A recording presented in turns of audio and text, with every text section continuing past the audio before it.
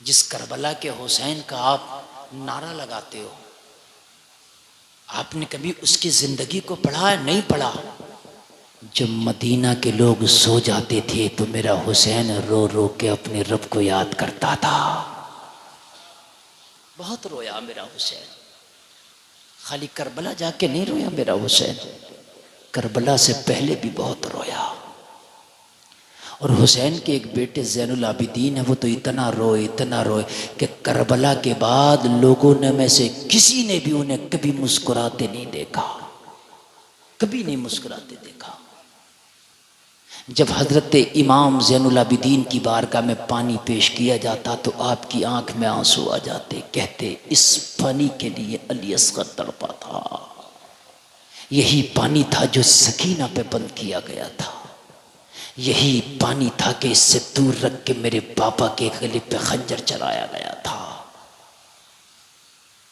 हम तो कॉमेडियाँ तलाश करते हैं कि टाइम कट जाए। यार हंस के टाइम ना काट। ईमान वाले वो हैं जो रो रो के अपनी ज़िंदगी गुजारते हैं। और रोना दुनिया के माल की वजह से नहीं हो, रोना अल्लाह उसके रसूल की मोहब्बत में हो। बस मैं इसी बात को थोड़ा सा आगे बढ़ाऊंगा। बड़ी काम की बातें मैंने आपको बताई, एक आदमी भी ना उठे, बड़ी काम की बातें सुन लें, बस थोड़ी सी काम की बात। 80 मिनट मैंने तकरीर कर ली, बहुत लंबी तकरीर हो गई, मगर थोड़ा सा सुन ले। एक दिन तो मेरा हुसैन इतना रोया कि हुसैन के साथ ये ज़मीं रोने लगी। एक दिन तो मेरा हुसैन इतना रोया ये आसमां रोने लगा। एक दिन तो मेरा हुसैन इतना रोया कि फातिमा की कब्र में लर्जा आ गया। मालूम है, जब कूफा वालों ने ख़त भेज के हुसैन को दावतनामा दिया, हुसैन आप कूफा आ जाओ। जब मेरे हुसैन को कूफा वालों ने 300 ख़त भेजे, और 300 ख़त मालूम है क्या लिखा था? हुसैन अगर आप कूफा ना आए तो मजबूरन हमें यजीद की बैत कबूल करना पड़ेगी, फिर मैदान महशर में तुम्हारे नाना के सामने हम तुम्हारा दामन पकड़ लेंगे और कहेंगे हमने हुसैन को बुलाया था, हुसैन नहीं आए तो मजबूरी की हालत में हमें यजीद की बैत कबूल करना पड़ी। ये सब खतों में लिखा था। मुहर्रम शरीफ आने वाला है, आप देख रहे हैं, इसलिए 5 मिनट ज़रा मैं आपको बताऊं। और मैं कोई करबला का वाक़या नहीं बताऊंगा, मैं हुसैन को ज़िंदगी को बताऊंगा कि हुसैन की ज़िंदगी में कितनी तकलीफ़ें हैं। बस 5 मिनट सुने ज़रा। हुसैन ने मदीना में ख़ास लोगों से मशवरा किया, लोगों मैं कूफा जाना चाहता हूँ। खुतूत दिखाए, ये ख़त आए, मेरा बुलावा आया है। जो सिहाबा थे, हुसैन ने जिनसे मशवरा लिया, सब ने कहा हुसैन कूफा ना जाओ, कूफा के लोग बेवफा हैं। तुम्हारे बाबा अली को कत्ल किसी और ने नहीं, कूफा के लोगों ने किया था। हजरत अली इमाम थे वहां के, कूफा की जामा मस्जिद के। बेवफा है, कूफा की मिट्टी में बेवफाई है। मौला हुसैन ने फरमाया मेरी किस्मत में शायद यही हो, लेकिन अब मैं कूफा जाके रहूंगा। आखिरी फैसला ले लिया कि मुझे मदीना से सफ़र करके कूफा जाना है। जलसे में आने वालों ज़रा तारीख सुन लो अपने हुसैन की थोड़ी सी। सबसे इजाज़त नहीं, मना किया, मगर हुसैन ने कहा नहीं, अली के बेटे ने ठान लिया है कूफा जाना है। मैदान महशर में कूफा के लोगों ने अगर सवाल कर दिया मेरे नाना की बारगाह में, तो जवाब क्या होगा? मैंने यजीद से डरना नहीं है, यजीद के दबदबे से मुझे नहीं डरना है, मुझे नाना की शरीयत का पास रखना है। हजरत हुसैन ने जाने का इरादा ही कर लिया। और जाना क्या था, लोगों क़यामत से कम ना था। यार मदीना छोड़ना क्या किसी के लिए क़यामत से कम होगा? अभी हाजी लोग वापस आ रहे हैं हज करके, जाओ किसी हाजी से मिलने के लिए जाना। जलसे में आने वालों, जितने भी हाजी हज करके आए ना, उनसे मिलने के लिए जाना।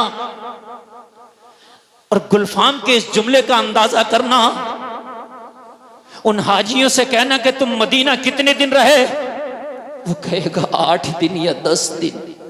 40 नमाजों के लिए बस हाजियों को मदीना लेके जाया जाता। कितनी नमाजों के लिए? सिर्फ 40। वो हाजी मदीने में पैदा नहीं हुआ, मदीने में जवान नहीं हुआ, मदीने में उसका घर नहीं, खानदान नहीं, रिश्तेदार नहीं, सिर्फ 8 दिन के लिए मदीना गया था, 8 दिन के लिए। लेकिन इस हाजी से पूछना कि कसम खा के सीने पे हाथ रख के बताना, हाजी बाबा जब तू 40 नमाजें पूरी करके 1 हफ्ते के बाद जब तुझे ये खबर मिली थी कि हाजियों चलो अब मदीना छोड़ के मक्का चलो, तो तेरे दिल की कैफियत क्या थी? खुदा की कसम हर हाजी कहेगा कि जब हमें ये खबर मिली थी मदीना छोड़ना है तो हमारे दिलों पे एक बिजली गिर गई थी। और हाजी ये बताते हैं कि जब मदीना छोड़ रहे थे तो हमारी आंखों में आंसू थे। हर हाजी यही कहता है। ये मेरी बात गलत हो तो हाजी आ रहे हैं ताजा ताजा पूछना जाके, और ये पूछना हाजी तुझे कसम है ये बता कि तू 40 दिन के सफर पे गया था, तू मिना भी गया, तू मुज़दलिफा भी गया, सफा मरवा भी दौड़ा है, तूने कंकरे भी मारी है, तू आबे ज़मज़म भी पिया है। ओ हाजी तूने तवाफ़े काबा भी किया है, तूने मकाम इब्राहिम पे 2 रकात नमाज भी पढ़ी है, तूने हजर अस्वद को भी छुआ है, उसे भी चूमा है, तूने कुर्बानी भी किया है। सबसे ज्यादा गम तुझे किस बात का हुआ? हर हाजी कहता है मुझे सबसे ज्यादा गम मदीना छोड़ने पर हुआ था। सबसे ज्यादा गम मदीना छोड़ने का हर हाजी कहता है। यार जो 8 दिन मदीना रह जाए वो मदीना छोड़े तो वो चीख मारता है। यार जो 1 हफ्ता रहे 40 नमाजें मदीने में पढ़ ले वो मदीना छोड़ना उसे गवारा ना हो। पाकिस्तान का एक शख्स आया मदीना शरीफ में उम्रा करने के लिए। मदीना शरीफ में बिल्लियां हैं, कभी जाना तो देखना, वहां बिल्लियां पाई जाती हैं। एक बड़ी खूबसूरत बिल्ली थी, देखा और देख करके दिल में चुभ गई। कुछ लोगों का शौक होता है पालने का, सोचने लगा जब मैं अपने मुल्क जाऊंगा तो इस बिल्ली को जरूर ले जाऊंगा। लोगों उस शख्स का बयान है कि उसी रात जब मैं सोया तो ख्वाब में मोहम्मद रसूलुल्लाह का दीदार हुआ। ख्वाब में दीदार हुआ और नबी गुस्से से चेहरे को फेरे हुए हैं, चेहरा नहीं करते इसकी तरफ, गुस्से से चेहरे को फेरे हुए हैं। अर्ज की या रसूलल्लाह क्या खता हो गई कोई गुलाम से? आका गुस्से से चेहरे को फेर क्यों लिया? मुस्तफा ने फरमाया तूने दिल में इरादा किया मेरे दर पे रहने वाली बिल्ली को लेके जाएगा, उसने शिकायत की है आका इसे समझा दो, मैं आपका दर नहीं छोड़ना चाहती, मैं आपके टुकड़ों पे पलना चाहती हूँ, मैं यही जीना चाहती हूँ, यही मरना चाहती हूँ, आका मैं आपकी चौखट नहीं छोड़ना चाहती हूँ। आला हजरत ने भी कहा है तेरे टुकड़ों पे पले गैर की ठोकर पे न डाल, झिड़कियां खाएं किधर छोड़ के सदका तेरा, झिड़कियां खाएं किधर छोड़ के सदका तेरा।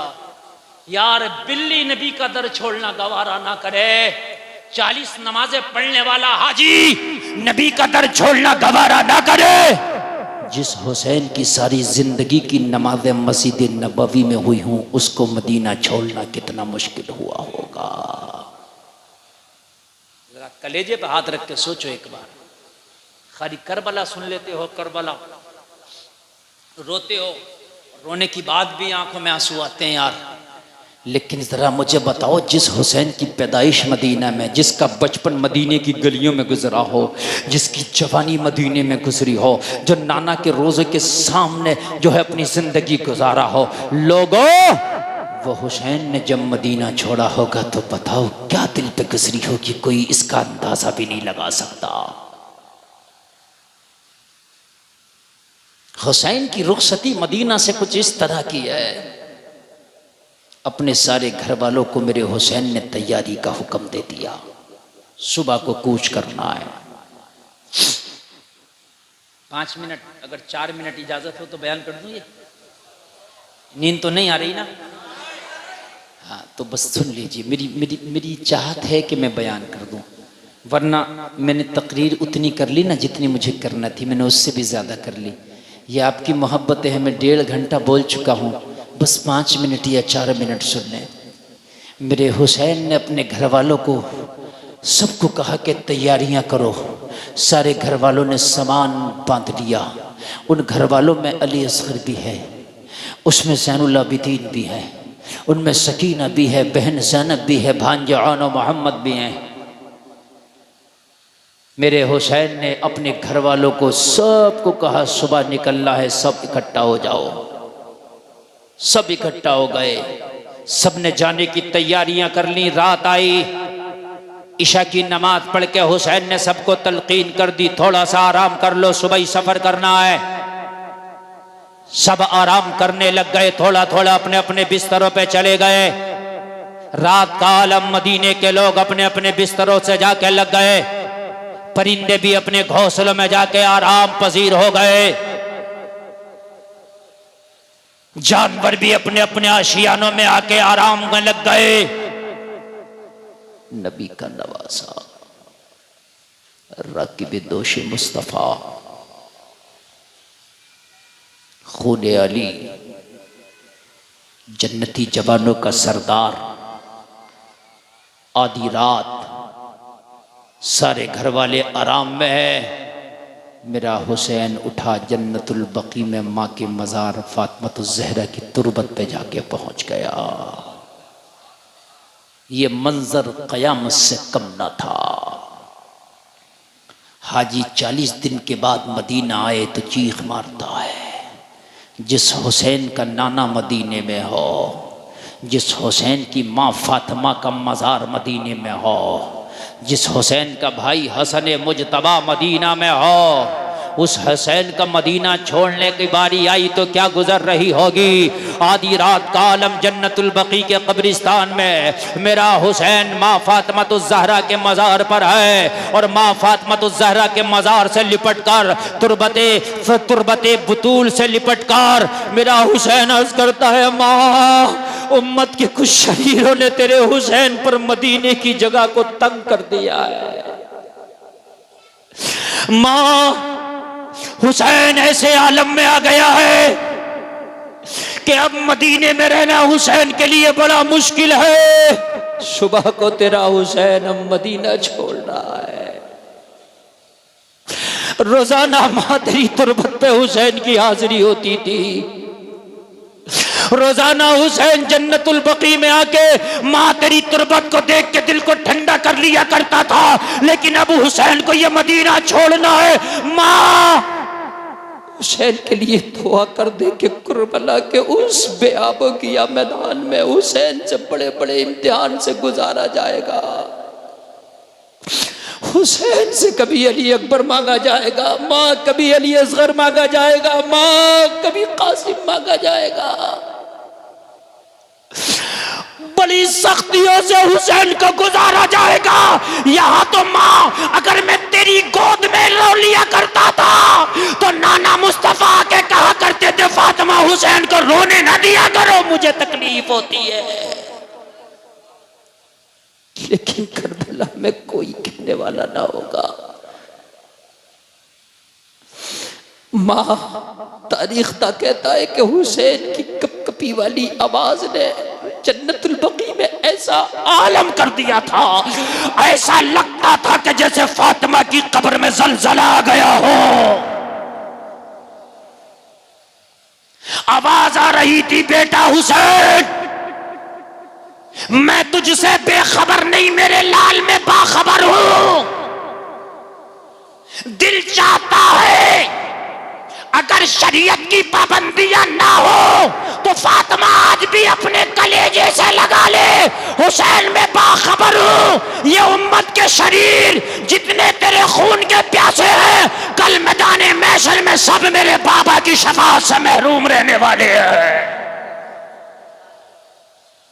बड़ा कयामत खेज मंजर था। लोगों जरा अपनी निगाहों में लाओ, अपनी निगाहों में लाओ इस मंजर को। जरा हुसैन तुरबत फातिमा को आखिरी सलाम पेश करके, आखिरी सलाम पेश करके विदा हुआ। माँ अभी ये तुरबत देखना नसीब हो या ना हो, माँ अब इस तुरबत पे हुसैन की हाजिरी हो या ना हो, अलविदा। ओ मेरा हुसैन चल पड़ा। सफर बड़ा दुश्वार था, बड़ी मशक्क़तें आई सफर में, बड़ी मशक्क़त। और ये काफिला मक्का होता हुआ जब उस बेआबोगिया मैदान में पहुंचा जिसे करबला कहते हैं, लोगों हुसैन ने पहुंचकर जब वहां खेमा लगाया तो बहन ज़ैनब ने पूछा था, हुसैन ये कौन सी जगह है जहां पड़ाव का हुक्म दे करके आपने खेमा लगवा दिया है?